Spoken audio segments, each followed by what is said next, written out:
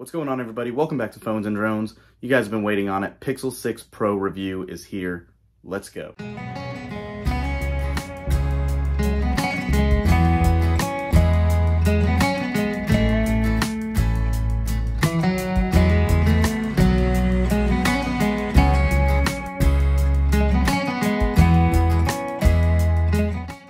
Alright guys, before we get started, don't forget to mash that subscribe button, like this video, and turn on notifications so you can get the latest and greatest videos right when they drop. Alright, we have been using the Pixel 6 Pro for a little while now, and we have some definitive thoughts. First things first, out of the box, right when you hold it for the first time, it screams premium, and Google finally did it. They made a premium device that feels good, is using the best elements of new Android 12 Material You, and all of these features combined to give us what we have been missing for so long in an Android device.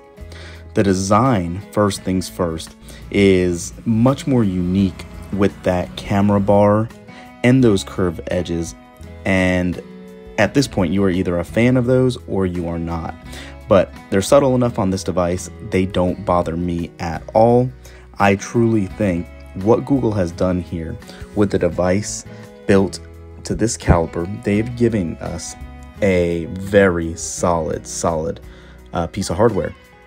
Is it flawless? No. Is it to the iPhone level of basically design quality where it's seamless, where that bar flows seamlessly into the actual railing of the display? No, of course not. But from everything Google has given us in the past and the price point of this device, I think they hit the nail on the head. Now, having said that, let's just jump right into the price of this, and that is another great quality of this phone.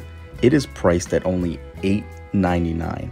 I say only because in the flagship space, that is a very reasonable price to ask for what you're getting.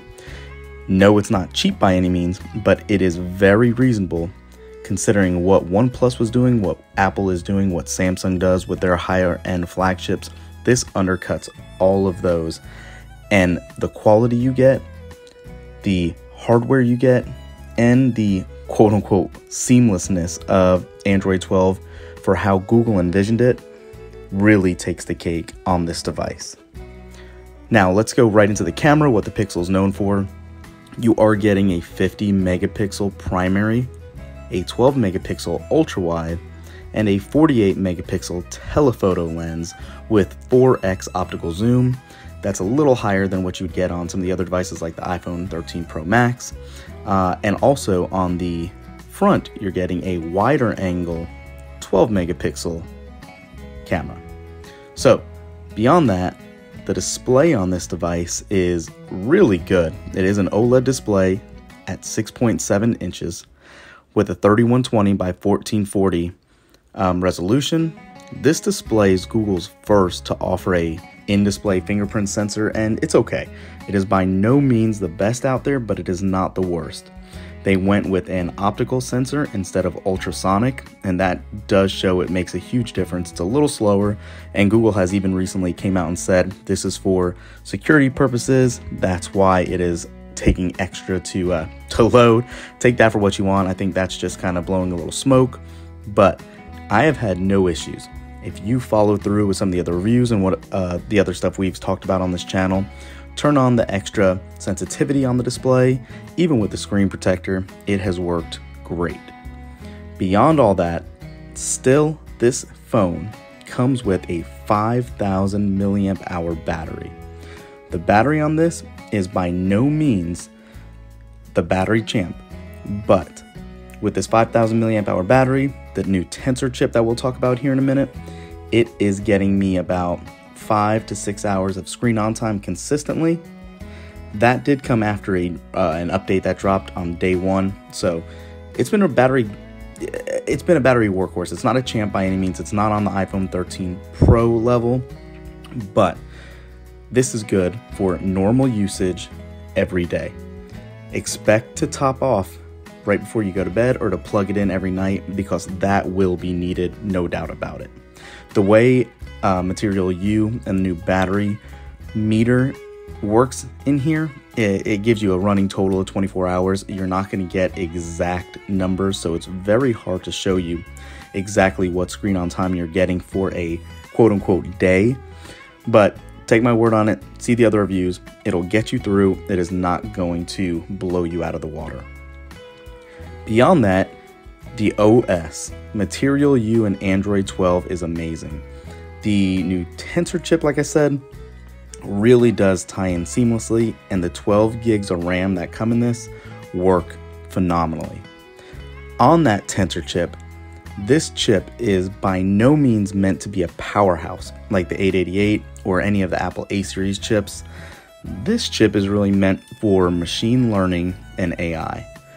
Possibly in the next version, they might want to get a little more power, but currently Google's focus is obviously in other areas, and it really shows. The operating system is very fluid. It's quick enough. You're not going to notice unless you're running benchmarks that it is not up to par with the 888. But where you can really see the difference is in the new Google keyboard and how fast Translate works and how fast typing works. Some of the processing when using the camera and all that, when you're editing photos, or just so much as taking a photo and it processes naturally, you will see a little hiccups here and there, but it still feels pretty fast. The only other time I saw any sort of lag was randomly scrolling in some apps, but that could be because they weren't optimized for Android 12 yet, or something with the Tensor chip still wasn't talking. Keep in mind, this phone hasn't even been out a month yet, and it will get better with our monthly security updates and pixel drops that Google is known to deliver. Aside from that, the display in daylight, like I was saying, it is good. It is not going to knock anything out of the water, especially like they said, the iPhone 13 Pro Max series. You have only a brightness cap of about 800 nits. It's good. It is serviceable even in bright daylight, but just keep in mind it is not going to blow anything out of the water. You will need to have your brightness cranked up. Sometimes you will notice that the brightness, even when you're outside of daylight indoors, it auto adapts a little lower than what you would prefer to see.